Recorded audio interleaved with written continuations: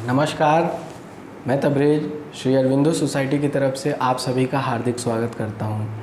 आज हम बात करने जा रहे हैं एनसीईआरटी के कक्षा 4 के ईवीएस विषय के एक पाठ जिसका नाम है फुलवारी, जिसकी चैप्टर संख्या है 4.11। आज हम इस पाठ को बताते हुए प्रयोग करने जा रहे हैं इनोवेटिव पाठशाला लेसन प्लान के अंतर्गत प्रयुक्त नवाचार शब्द सागर का। तो आइए इसकी नवीनता और उपयोगिता समझते हैं।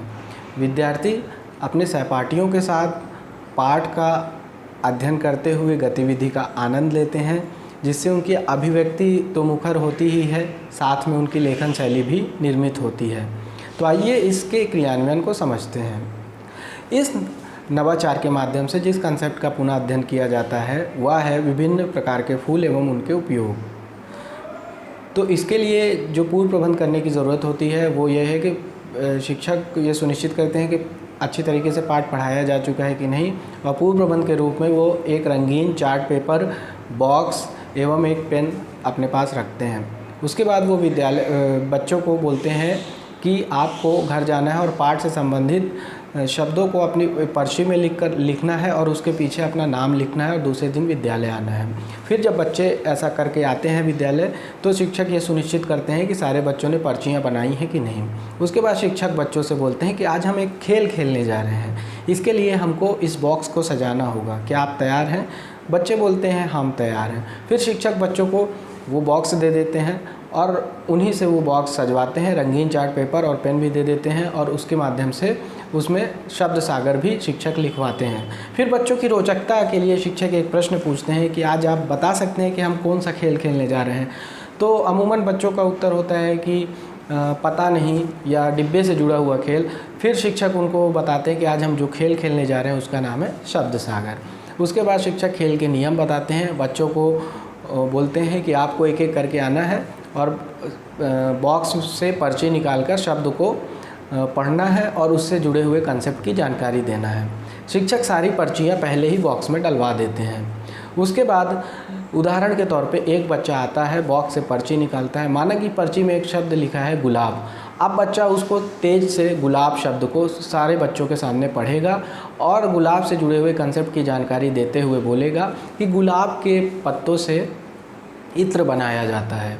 इस तरीके से फिर अगला बच्चा आएगा, बॉक्स से पर्ची निकालेगा और पर्ची में लिखे हुए शब्द से जुड़े कंसेप्ट की जानकारी देगा। माना कि पर्ची में लिखा हुआ था गुलदावरी एक शब्द है, तो फिर गुलदावरी शब्द से जुड़े हुए कंसेप्ट की जानकारी देते हुए बच्चा बोलेगा कि गुलदावरी फूल से कपड़ों का रंग बनाया जाता है। इस तरीके से एक एक करके सारे बच्चे आएंगे और फूलों से संबंधित जानकारी देते जाएंगे और इस तरीके से पाठ का पुनः अध्ययन करते जाएंगे, जिससे दीर्घकालीन तक उनको कंसेप्ट याद भी रहता है। तो ये था नवाचार का क्रियान्वयन। तो आइए जानते हैं कि इस नवाचार के माध्यम से कौन कौन से सीखने के प्रतिफल प्राप्त होते हैं। पहला, सुनी एवं पढ़ी रचनाओं घटनाओं की विषय वस्तु के बारे में बच्चे बातचीत करते हैं, तर्क देते हैं एवं निष्कर्ष निकालते हैं। दूसरा, बच्चे भाषा की बारीकियों को समझते हैं एवं अपनी खुद की भाषा निर्मित करते हैं। तीसरा, बच्चे अपरिचित शब्दों से परिचित होते हैं एवं उनको शब्दकोश से भी खोजते हैं। तो ये थे सीखने के प्रतिफल। आइए समझते हैं कि शिक्षकों के लिए कुछ निर्देश हैं, वो क्या है इस नवाचार के क्रियान्वयन के दौरान। पहला, प्रस्तुत पाठ को पाठ्यक्रम के अनुसार निर्धारित माह में पढ़ाया जाना चाहिए। दूसरा, इस नवाचार की अवधि 20 मिनट निर्धारित की गई है, शिक्षक इसे अपने अनुसार बढ़ाया घटा सकते हैं। तीसरा, नवाचार क्रियान्वयन की अवधि का निर्धारण PTR रेशियो 30:1 को आधार मानकर किया गया है। चौथा, इस नवाचार में NCF 2005 के उद्देश्यों का विशेष ध्यान रखा गया है। तो ये थे कुछ शिक्षकों के लिए निर्देश। आइए जानते हैं कि CWSN यानी चिल्ड्रन विथ स्पेशल नीड को इस नवाचार से क्या फ़ायदा होता है।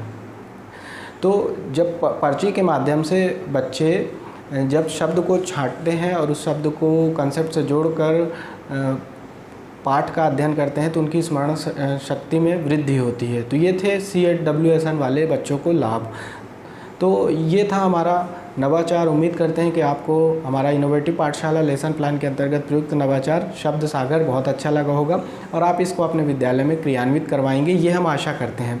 ऐसे और भी रोचक वीडियो देखने के लिए आप हमारे ZIII यूट्यूब चैनल को सब्सक्राइब कीजिए और यदि ये वीडियो आप हमारे फेसबुक चैनल के माध्यम से देख रहे हैं तो हमारे ZIII फेसबुक चैनल को लाइक कीजिए। आपका वीडियो देखने के लिए बहुत बहुत धन्यवाद।